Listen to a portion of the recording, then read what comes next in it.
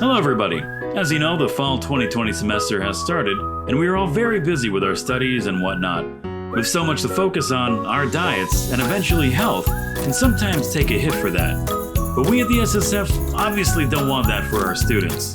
So to help keep you healthy, we put together an easy recipe for avocado toast which can be done in under 10 minutes.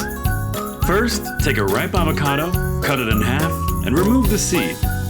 Second, take some onions, tomato, and garlic and chop them up like this, or even smaller pieces if you prefer. Step number 3, mash the avocado and add in the chopped vegetables. Step number 4, now add salt to your taste, a spoon of olive oil, a little bit of black pepper, again for taste, 2 to 3 tablespoons of lemon juice, and then mix everything together thoroughly. Step number 5, toast some bread. Try the whole wheat ones, they're a little bit healthier. And finally, put our avocado mixture on top of the toasted bread.